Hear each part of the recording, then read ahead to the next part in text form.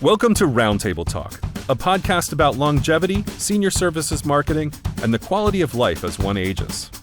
Roundtable Talk is brought to you by Pavone Group and Varsity, a senior services agency focused on helping clients win the mature market. If you like the fresh perspectives we deliver in each episode, please give Roundtable Talk a 5-star review on the podcast service of your choice. Hello and welcome to another episode of Varsity's Roundtable Talk. Today's guest is Dr. Keri Burnight, a nationally recognized gerontologist and the author of JoySpan. Dr. Kerry has spent more than 2 decades working directly with older adults and families, and her groundbreaking book, JoySpan, reframes aging by focusing on joy, not just lifespan or health span, as a measure of well-being. Dr. Kerry, welcome to Roundtable Talk. We're so excited to have you with us today. I'm delighted to be here. Thank you.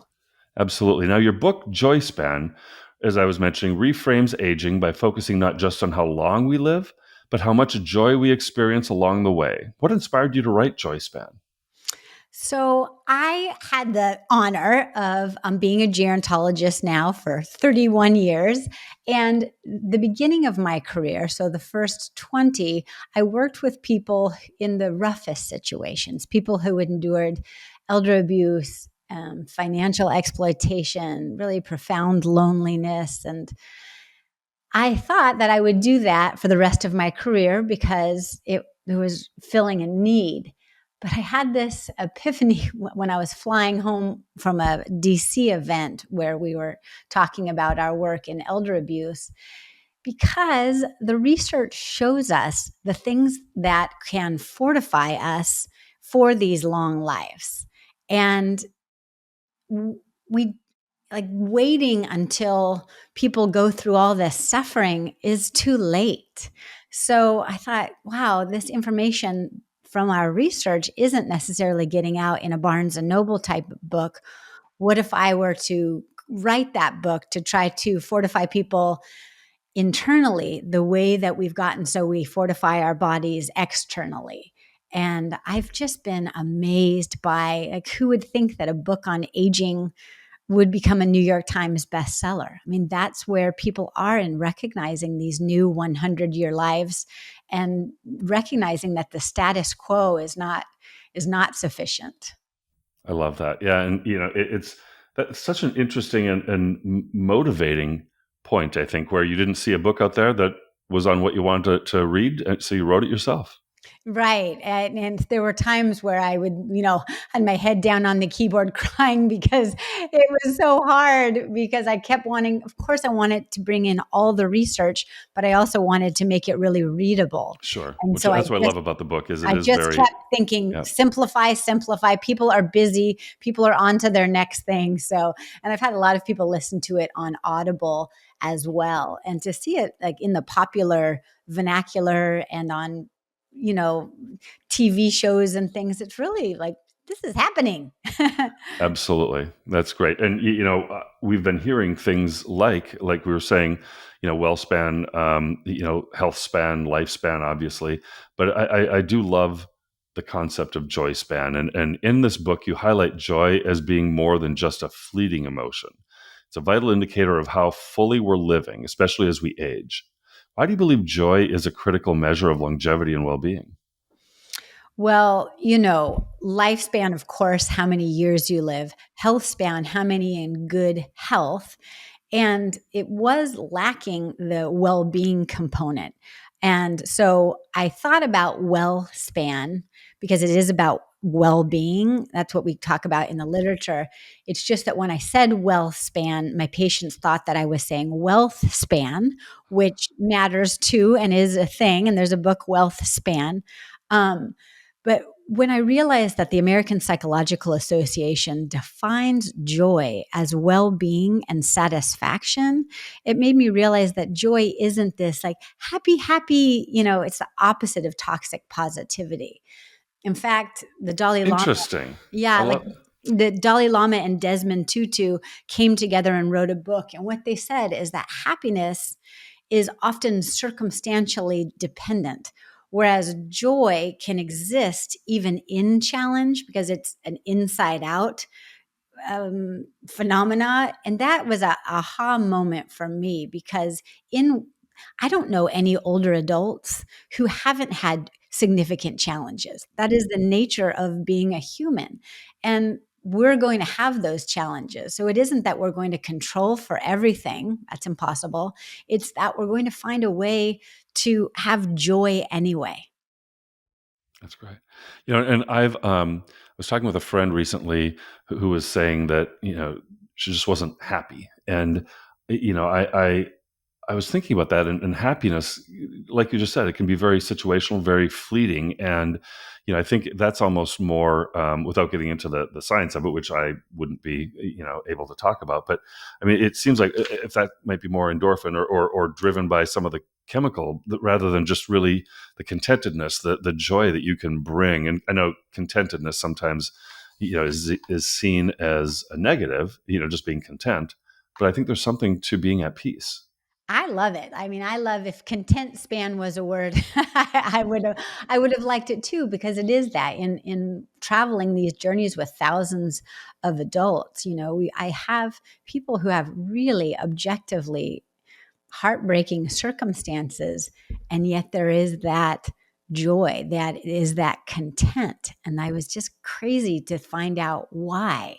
Like, why are two people, I mean, my own grandmothers, one, they both had the same socioeconomic status, both were widows, both had the same physical conditions, some being quite painful, and one utterly suffered, and it was such a rough road, and it was really hard to be around her. And then the other one had found this ability to be content, and we couldn't get enough of her. And her legacy just really, really lives on because we watched that it is possible to walk with grief and joy. Hmm. Thank you for sharing that. That's a kind of a beautiful sentiment. But your book encourages readers to see joy as something measurable and intentional, not just accidental. How can people begin to identify the joy span in their own lives? So the measures that I used have been used in tens of thousands of studies, and they're from Carol Reif's Psychological Well-Being Inventory. And she spent her entire career, I think it's coming on 40 years, she and thousands of other researchers testing these measures. And so I reached out to her to say, how can we apply this to longevity? And she said, you absolutely can. I made the measures public, but I'm busy with my academic part. Like, I don't want to do a lay book. So I was like, okay. So I took it from there. And what I realized, we couldn't use just the exact um, it's the psychological well-being inventory, because there was one component that really was lacking, and that is the ability to adapt. So there was researchers out of Israel who had done a lot of research on adaptability. And so I used measures from their study to create the JoySpan matrix of like well-being and longevity. How do you measure it? How do you improve it? And it ended up being that there were 4 components that the research showed us. People who thrive in longevity, people who enjoy their long lives anyway, do these 4 things, and they're all verbs. So it's much more akin to physical health. We know that we need to do cardiovascular health, strength training. We need to do agility training and balance training. We don't just look at people and think, oh, you're just lucky. We recognize that every day people are investing in their physical strength. And the same is true with our internal strength, that there are 4 components. And I'll list out those 4, and I'm sure we'll dig in deeper later. But those 4 verbs are growing, connecting, adapting, and giving. And people who find ways to operationalize those investments of time and those decisions are people who enjoy 100-year, 110-year lives. That's great. Now, what misconceptions do you think people have about joy and aging?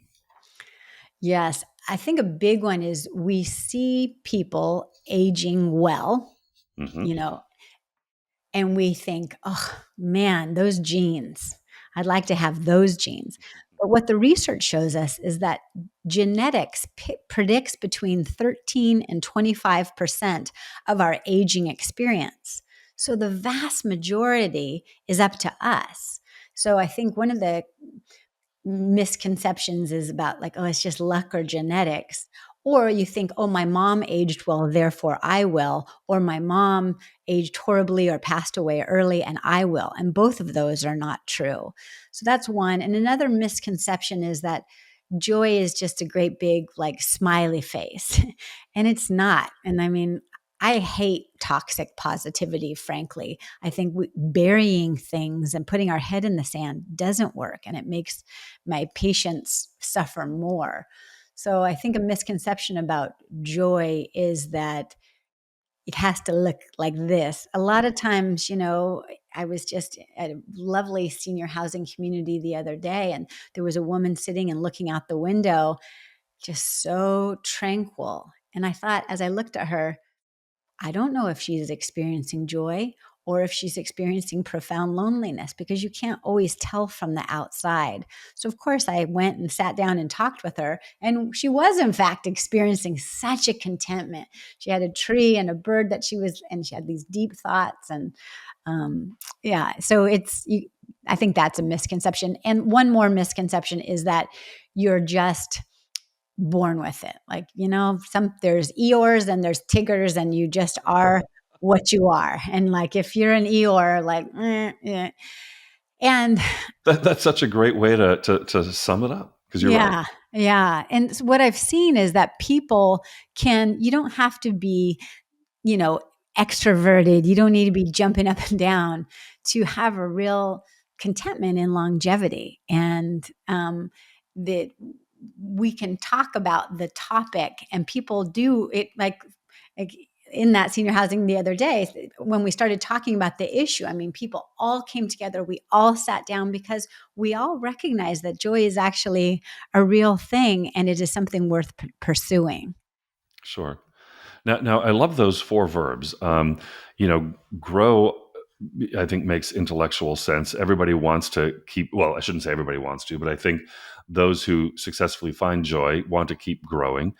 We all know about the importance of social engagement and, maintaining those connections. But, feel free to talk a little about those. But also, I'm curious about adapting. That makes a whole lot of sense. But that's one that I haven't necessarily thought about. But that is so important.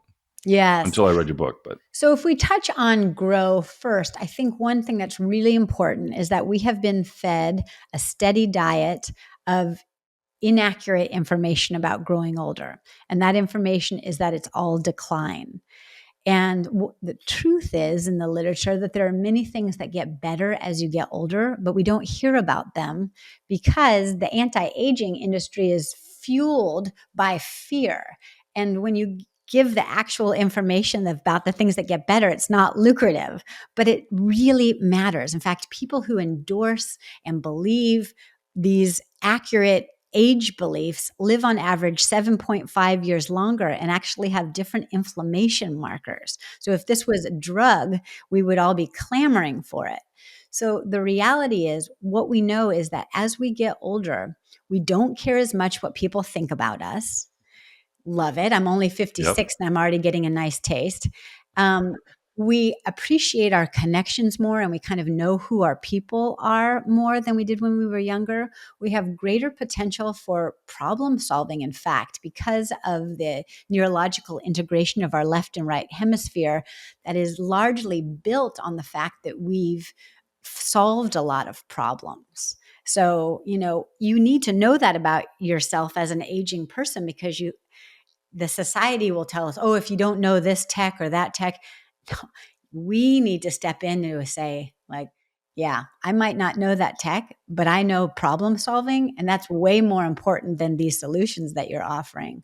Other things, we can have a greater appreciation of music and art and nature, a greater potential for depth in our spirituality, and also greater potential for humility, which would matter so much in today's society. So like with this thing about growth, when we're young, they're continuing to push us. They'll say, jump off the high dive, learn long division, get there in the soccer goal and give it a try. And that humans need to continue to develop. But somehow we have stopped that in our older years. And, I'm finding again in my 50s, sometimes I'm not pushed to get out of my comfort zone. So I, recognizing the literature and pushing myself to do things that I'm not good at, to, continue to do hard things and to explore curiosities. And you'll find that people who love their 100-year lives have sparked their curiosity and are pursuing those things. So that's what the growth is about. As you said, connection, there's quite a bit about. People kind of know this one, that you need to be proactive in your connection, and that the Harvard longitudinal study showed that it was the greatest predictor, more than all of the other variables. It was the extent to which people had meaningful social connections. And then that brings us to your point, is you don't hear as much about adapting. And adapting is two things. It's the desire to adjust to changing circumstances, but it's also the ability. So it takes both of those. So sometimes, I was recently with a woman who lost her husband of 60 years, and it's been a year, and she said, I'm never going to be happy again the rest of my life. Basically, she didn't say sucks, but that's kind of what she was giving to me. And that is a choice. So she didn't have the desire, and so when I would offer things, I was like, well, how about reading? You used to like reading. Oh no, my husband and I read books at the same time. That was something we did together. I'm not going to read now that he's dead, right? So she didn't have the desire, and it's something that we're working on. But then also, even if we get to having the desire to want to enjoy our lives, like this time that's remaining, you also need to have the ability. And that really took us into the coping literature. There's so much literature on internal ways to cope with undesirable challenges, which we all have, and external ways to cope. So, for example, it sounds so simple, but the literature shows us that a simple journaling practice where you take the thing, let's say, to stick with this one of like, yes, losing your partner. I mean, that's like having your arms and legs cut off some often, and getting your journal out and writing about it and putting it all in there and like putting it out on the table to look at it and feel it and grieve and shake your fist and, not put it like just try to hide it or try to get over it. And then the second part of that is saying, even with the reality of this, that I am not minimizing, I'm also going to write down the things that I'm grateful for anyway. Because humans, when you pay attention to something, it's what you see more and more of. So when you wake up in the morning and you go, oh, my back hurts, my daughter's getting a divorce, my husband's sleep apnea kept me awake last night, the dog pooped or whatever, right? When you do that, as humans do, myself included, that's what you see throughout the day. You see the back, the apnea, the poop. But when you do this practice, which is kind of counterintuitive, and open your eyes in the morning, even in the hardship, and go, oh, I'm looking forward to that cup of coffee. I'm grateful that I had a bed to sleep in. Man, that daughter's getting a divorce, but she still is talking with me about it, and we're walking this journey together, and like doing 10 things either in your journal, or I've gotten so I just do them on my fingers, and I do it before I even open my eyes. So it looks like I'm just lying there, but I'm actually getting to 10 things. And I have found, and the literature has found, my day is changed. But it sounds so unscientific. It sounds kind of goody two shoes. It sounds kind of too good to be true. And I think that's why sometimes it's so easy to be cynical, super easy to be cynical and just like, But if you want to suffer, keep doing that. But if you want to try to think, I'm going to live 100 years, I'm for sure going to die, but what if I could use that to maximize my time here? And I think that's what our loved ones would want for us too, Sure. No, well said. Now, in JoySpan, you say that gratitude and building meaningful connections are some of the most powerful ways to expand our joy. Can you talk a little about those two factors? Yes. So, gratitude, as I was saying, it's powerful. And I like this analogy of, when let's say you buy a Nissan Sentra car, and then you go out on the road, and then all of a sudden you're like, there's a Nissan Sentra, there's a Nissan Sentra, or you get engaged and then you notice, oh, she's got a ring, she's got a ring. What you draw your attention to is what you see. And that is the same phenomena, and it's a brain phenomena, and it's what you see in gratitude. So, while it's easy to attend to think about the things that hurt, oh, my left hip hurts, my right hip, my ankle hurts, my hand hurts. If you can, when those things come to your mind, also notice the one that doesn't hurt. So this is true for me right now because I have a really sore knee. I tore the meniscus. Yeah, it bugs me, but every time I think, ow, I think, oh gosh, this other knee really feels quite good. Think about that one, So gratitude is a little bit that way. And it is through gratitude, it also draws connection, because humans we all have this desire to be around people who do see the good, who do make this choice. And so sometimes my patients who have really shut down and only are seeing the bad things, then they're also socially disconnected because they're really hard to be around.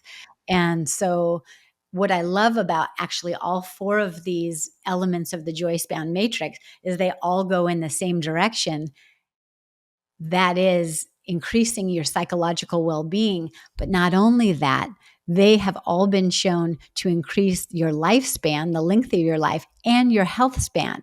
In fact, even epigenetic studies show that inflammation and antiviral load is different as a result of people doing these practices. Wow. How incredible is that?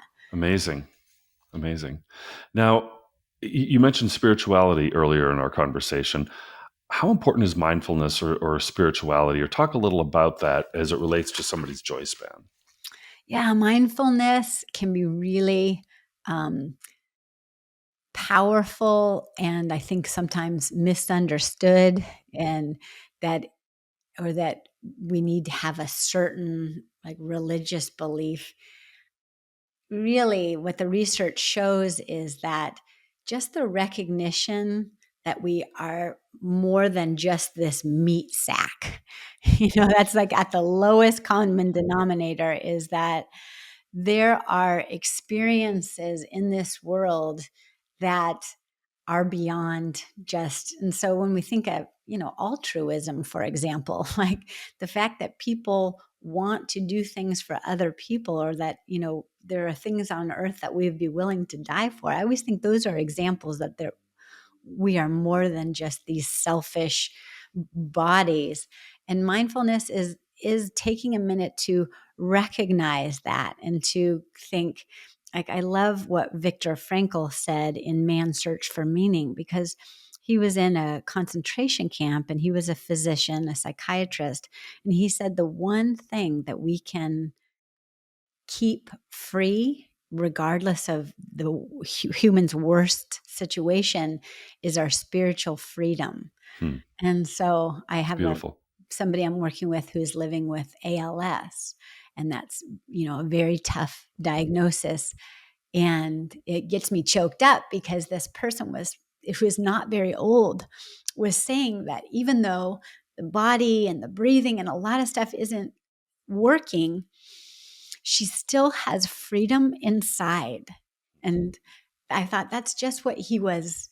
And then I think about things that aren't, that are challenges in my life. And I think, gosh, I have infinite examples of people finding joy in these very hard circumstances because of their ability to recognize mindfulness and spiritual freedom and our internal lives. Sure. Thank you for sharing that. I know that's a very tough thing to experience, I'm sure, for you. And she's so wise. She's 15 years younger than I am, and infinitely more wise. Isn't it amazing how Yeah. you can find those gems that just for whatever reason are dealt a really bad hand, but are able to, I don't want to say look on the bright side. That makes it seem really trite, but are But able she to just said, find. I'm either going to suffer twice. Like, this is going to suck and I'm going to make it double suck, Yeah. or this is going to suck and I'm going to think, okay, well, I'm breathing today. I'm alive today. I can look out the window today, and that is something. And really, that's what we all have. We have like just a collection of minutes before we pass away. And I teach undergraduate students, and I, when I get up on the lectern the first day, I said, let's talk about mortality rates. And they get their pens out, and then I just show a huge circle behind me that's a pie chart that's 100% filled in. I was like, this is the mortality rate, 100%. And none of the burpees and all the things that you were going to infrareds on is all that. Do it, but also know you're still going to die. And you're not doing it wrong. That's what humans do. And it's okay. And it's okay to talk about. Yeah. Absolutely. Now you write about the importance of meaning making as we age, how looking back can shape the way we experience the present. What role does storytelling or reflecting on one's past play in cultivating joy? Yes, there's quite a bit of research on how you kind of make sense of things in the past. And like an example is that my dad was a successful businessman and then went through bankruptcy. And it was a rough patch for sure in many ways. It was very public. He was on the front of the newspaper and all this. And as he got older, before he passed away, we would talk about those times, and he would say, something, I at the time had a really big ego. I didn't really make too much time for things that mattered to me. And although I hated that I had to go through that, on the other side, I came up with a much better life. Hmm. And I think Interesting. that is actually a story that we're telling ourselves, and like this thing of like what is true. I think our truth is what we tell ourselves of how we make sense of things. So yeah, sometimes, with older adults, we'll talk about something and I'm like, I would love to hear more about that. Will you tell me about that? And then just our goal as people who work with older adults is then be quiet and listen and ask questions, and people kind of work out the tangles of things, and it can make sense to them. Or you can say like, wow, this divorce, let's say, that was painful, showed me that it wasn't me entirely. It was both of us. Or, just kind of making Yeah. sense of things makes a difference in our lives and can help us move forward by untangling the past. Sure. And I think that's great. And I've often come back to, I think it's a Shakespeare quote, but to thine own self be true, and that there is just something really, I think, meaningful in that I'm the only one that can kind of keep my moral compass, my guiding myself, and I can't let others kind of impact that, I guess. But Yes, exactly. so this is a question that I ask every Roundtable Talk guest. What are you looking forward to as you age? I am looking forward to this change, this new longevity. And I am seeing more and more of it, where we're standing up to anti aging instead and shifting the question. So the old question was how not to age. It does not work. The new question is how to age with vitality and strength and humor and growth. And I think I watch senior housing leading the way in that, and that people are not going to be satisfied just in how it has been. Instead, we're thinking, okay, I'm watching senior housing make aspirational environments that are filled with growth and connection and people giving back and recognizing their value. And this whole thing of that it's all decline people are starting to go like, wait, no, that's not been my experience. And I'm seeing celebrities step into it. And yeah, there's a lot of still like, about all the looks and whatever, but with more and more role models. And we're actually changing it. So I always think about, there used to be a time where women, weren't allowed to, serve, become a doctor or serve as a leader. And yet now that's changed because we recognize that those old notions are inaccurate. And the same is true and is becoming more and more realized, is that we recognize that this paternalism of like, oh, are older people cute? And shouldn't we do little games to make them like, no, even with cognitive impairment, adults are adults, and it is not a second childhood. And we are not infantilizing people in any way. Like, we're going, you're more adult now than ever, and you should have your choices for your life. And families are demanding that. And we as older people are demanding that. And to me, that's exciting. And it makes me excited for my old age. That's great. Well said. And I do think it's clear that you're having that kind of impact with just the breadth and depth of people you're reaching with your books. So that's great. Now, in JoySpan, you emphasize that joy isn't only found in peak moments like vacations or celebrations. With that in mind, I'd like to play a little game we're calling the JoySpan Challenge. I'll name some boring or stressful everyday moments, and you suggest a way to find joy in it. Love it. Okay? I love this game. I've never All played right. this game. Let's do it. It was designed just for you. So, waiting in a long line at the grocery store. Yes. Okay. How can you find joy in that? So you think everything is a muscle. Patience is also a muscle. And so when you're feeling that feeling like, I need to, you can go, ding, opportunity for growth. I'm going to be right here, right now with mindfulness. And I'm going to think about the person in front of me and the person behind me. I'm going to send my good energy to them. I might even see if I can help them in any way. Maybe they're with small children, and maybe I could say something nice to the small children to help during their meltdowns at the end. Or maybe I could turn around to the person behind me and give an authentic compliment of going, I love those bright red glasses. Tell me about those. Because you have then sparked joy for the people around you, and you've recognized that feeling impatient also is a choice. Yep. That's a great point. So next is a stressful doctor's appointment. Yes. And is it stressful because you might be getting some bad news? Yeah, Yes. possibly. Yeah. Yes. So let's make it like that. So you go and you might be finding out about where Some test or yeah, something. yeah. I'll use a personal example, which is our 25-year-old was diagnosed with a brain tumor last year. And that Dr. was Kerry, I'm not, so sorry to hear that. thank you. And just not expected. It was right before she was supposed to leave for medical school, all packed to go. We get this diagnosis. She's like been perfectly healthy. Like, what in the world? And it was stressful. So we think about we went to a whole bunch of different doctors to figure out what we needed to do. And one thing that was helpful was thinking every human has something. And this whole thing of being so utterly surprised when you have something is actually not as realistic as recognizing you're human, you're going to have something.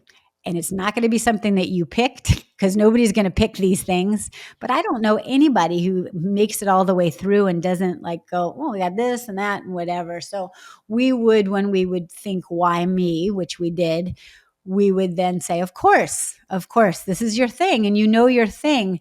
And the outcome of that is what she has found is that she just can watch the tumor, and every 6 months she gets an MRI. And when it grows, then she'll have a craniotomy. Don't love it.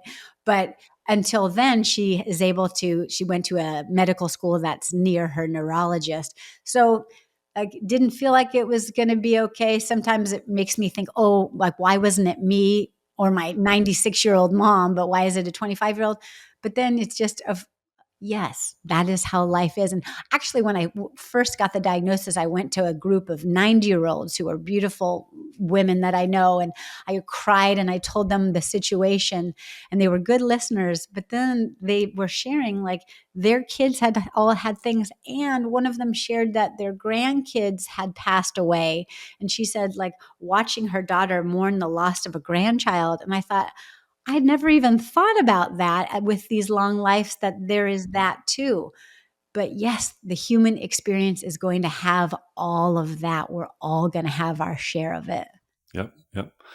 And I think the human experience is a good way to sum up a lot of it, because that's what it takes to be human, right? I mean, as you were talking about spirituality and mindfulness and some of the other, that's what makes us human. Yes, exactly. Exactly. And we have as we said, limited time here.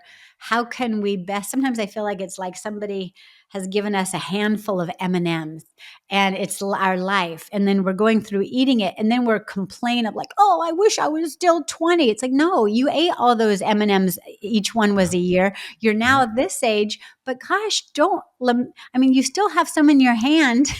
And so even with the yucky raisins that are in there too, Yep. there's still, don't overlook that there is still choice. And I think Lots of M&Ms in the bowl too. yeah. So it's just down to a choice. Even though you feel like you don't have a choice, you do have a choice. We all do. Sure. Another one, having trouble sleeping at night. Yes, that's a common one, isn't it? And you're lying there thinking sleeping's so important. It's good for my brain, but I'm not sleeping. Is that bad for my brain? Now I think I'm getting dementia as I'm That's laying right. here. Yeah. How do you find joy in that? So that one I'm going to defer to my 96-year-old mom, my mother, Betty, who has kind of, because I turned the camera on her, she's become a little social media influencer. So she has millions and millions of people watching these little unprofessional videos I make of her. And she has been practicing these JoySpan techniques. I'd say she's probably 80 at the time. So, but she is the best version of herself right now. She is beloved, engaged, lives independently, sharper than me, just an amazing woman. And wasn't always that way. And what she says when she doesn't sleep is the next day I said, how was your night? Oh, I didn't sleep. But I know tonight it's another chance. And then she says, you don't die of not sleeping. And so, you can tell yourself again, like every human experiences it sometimes. Yes, we want to get it, but it's not going to last forever. You're not going to be awake for the rest of your life. You'll eventually get exhausted enough that you'll crash. That's a great point. You do have to, and again, it might sound trite, but look on the bright side sometimes. She does. And she'll be, I know, like awake all night. And then she has a lot of gastrointestinal problems. And then so she's awake all night. And I know that she's had diarrhea all morning.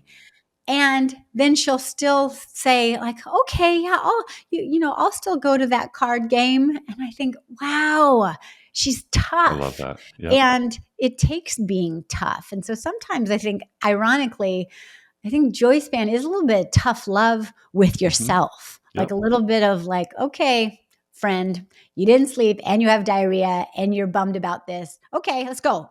Yep. Mm-hmm. That's right. Because, misery kind of begets misery if you let yourself wallow in it. Right. Yeah. So last one, doing a household chore that you don't particularly like. For me, that would be probably cleaning out the cat litter. But how can you find joy in some sort of a household chore? Yeah, two ways. Every household chore, put music on with it and then like really crank it up and be ridiculous in your doing it. And then the other is humor. So a lot of these things like that cat litter, like you got to just laugh. Like, I can't believe that this pet is making me clean up after them. Exactly right. Yeah. I once got for our cat litter one that was electronic, like automated, and it did it itself.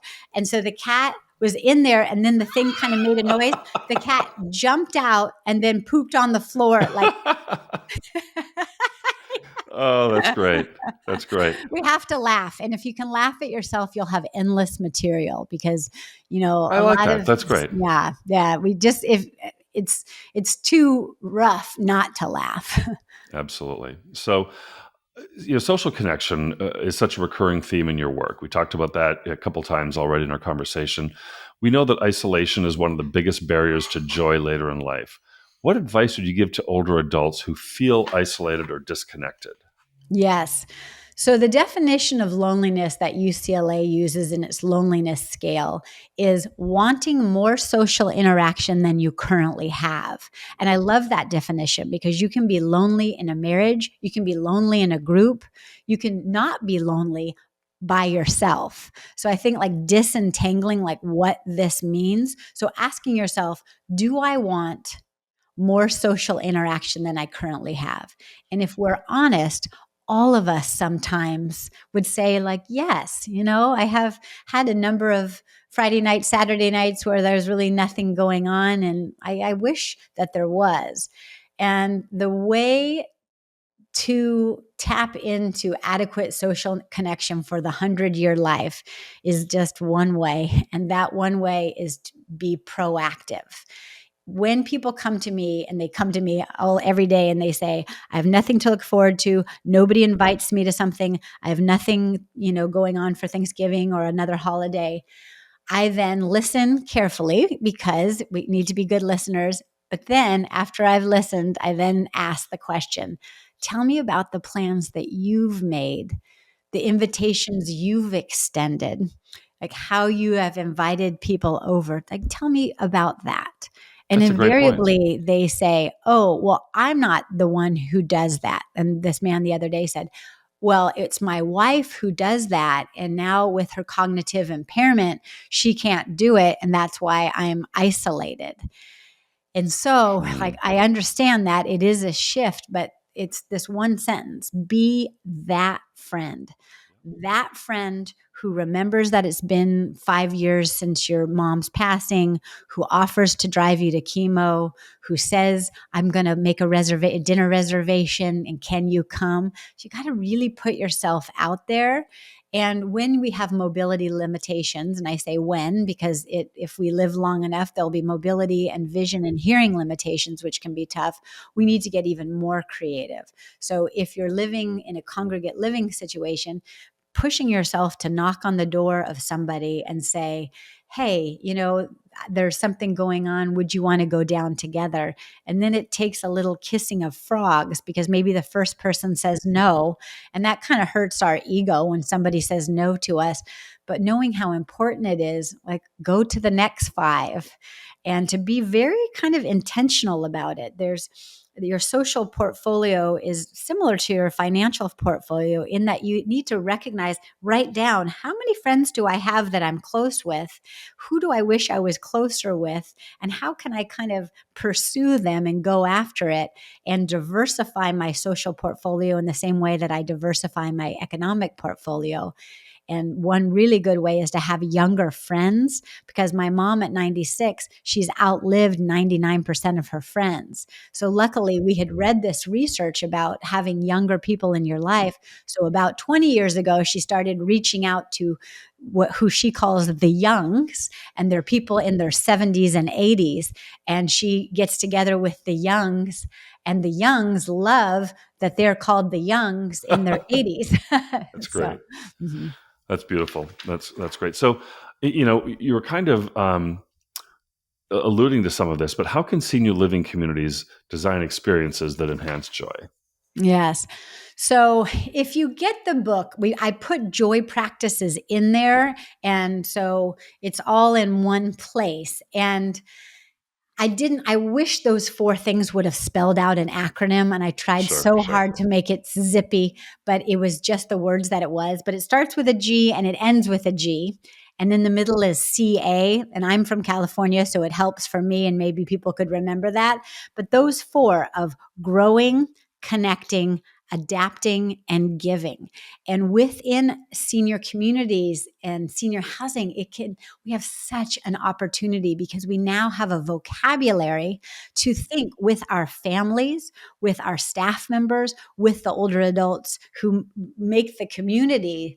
We can be saying, like, this is great because it's really fostering connection. And we know from the research that connection does X, Y, Z. Or when somebody says, I am just so mad because my macular degeneration is making it so that I can't do all the things I love to do. We can say, yes, that is so hard to adapt to this kind of situation. Let's talk about the tools that you have. Have you tried these kinds of things? So it's really just kind of a vocabulary in the same way that we can't just walk around and go, exercise. We need to talk about, oh, we understand strength and the role that it plays, or we understand flexibility is what enables us not to shuffle when we walk.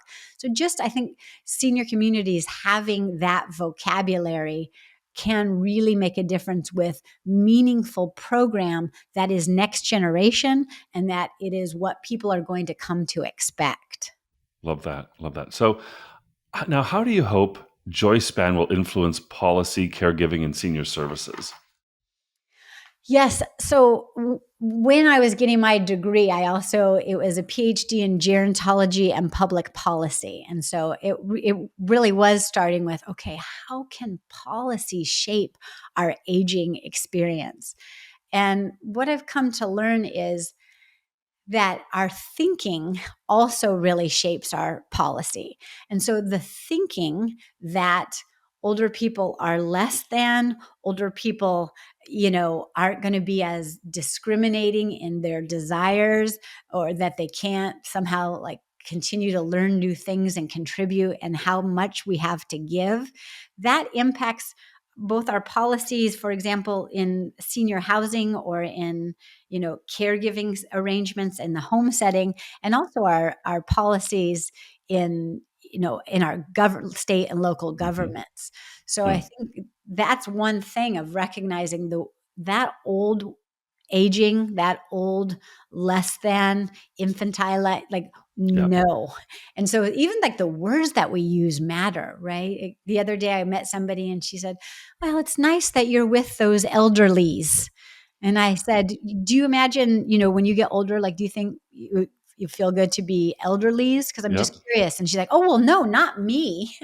And so just really thinking through that, like putting our shoulders back on behalf of ourselves and those. And people sometimes say, who is JoySpan for? It's like, is this a book that I should buy for older people? Yes, maybe, but I think we start with ourselves. It's for anybody who's aging, and we're all aging. And these practices that help between the ages of, let's say, 93 to 94 also really impact your life between 23 and 24. So the earlier that we start, the better. And the more that we don't say, like, this is for older people. It's like, no, this is another word for aging is living. And how can our policies maximize living, knowing that we are all going to die, and the resources that we pour into just keeping people alive maybe isn't the best use of resource, because death is an okay outcome, but not living, that's not an okay outcome. Yep. That's great. Yeah. Well said. Now, one of our most recent guests on this podcast was Rick Robinson from AARP's Age Tech Collaborative. Rick and his team are working to accelerate technology that helps seniors as they age. What role do you see technology playing in enhancing or hindering JoySpan? Yes, I see it both ways. So I see it as making it less personal.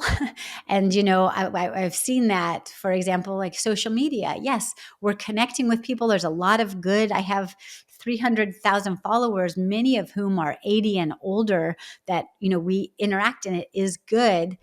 But then is it, having less in-person connection? And the same thing with AI. Like, yes, we can harness it for good, but also is it going to make it more impersonal? So I guess and I worked in technology. I worked on a startup that was a tablet for older adults and a way to connect without getting all the tech challenges in the way. And there was a lot of good and potential. So, and I think we're going to go that way, right? It's going to be AI. It's going to be smart homes and robots and, automated kinds of things. But maybe we, as professionals in the aging network, can every step of the way be questioning, how can we make human connection and human dignity and choice and freedom and the ability to make decisions even that we don't agree with. Like some people should continue to have that freedom. So Absolutely. it's kind of yes, and let's also be There's really there's careful. there's no stopping it, right? Yeah, it's out. The genie's out of the bag, and That's I right. think sometimes but Yep. it's coming. Yep. So, one question before we get to our final question. You're well known for your research and advocacy in the area of elder abuse prevention and response. You even co founded the Elder Abuse Forensic Center, one of the first of its kind in the nation. Now, from your perspective, what progress have we made in addressing elder abuse, and where do you think the biggest gaps remain? I love that question. Yes. So I think recently we have not been making progress in addressing the rampant multi-billion-dollar industry of frauds and scams, and also even family members taking advantage of older adults. So I don't feel like, oh man, look at how far we've come, baby.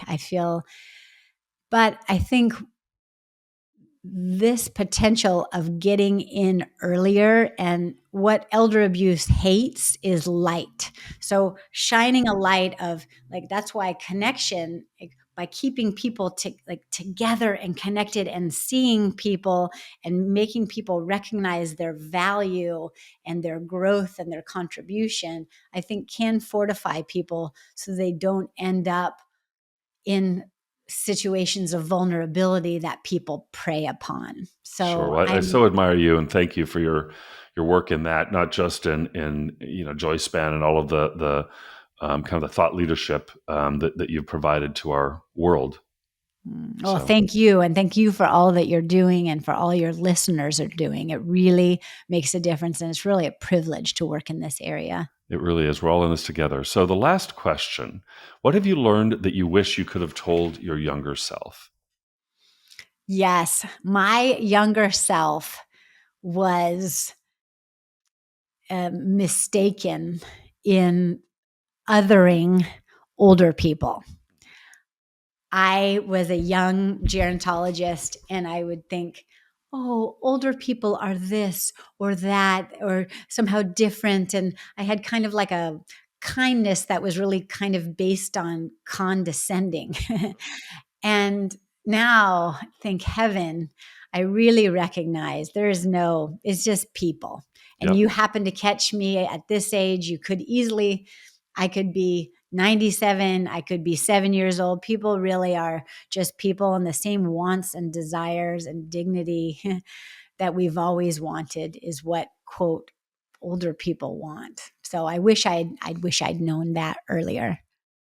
Hey, that's sage advice for any of the folks coming up in this field, at any age really. But thank you, Dr. Keri Burnight. But you said you often go by Dr. Keri or just Keri. I know you're not Yes. formal about that, but thank you. You've been very generous with your time, with your points of view, and again, thank you for giving the world all of the concepts, but also the book JoySpan. And the work that you've been doing with elder abuse and such. Really appreciate that. Thank you, Dr. Keri. Thank you. I'd love to connect with your listeners, and I'd love to work together. And I just really love this podcast. So thank you very much for having me on it. That's great. You have such good energy. And thank you also to Dave Schaffner, our producer, and Matt Campbell, our engineer. So we'll see you next time on Roundtable Talk. Thanks again, Dr. Keri. Bye-bye. Bye.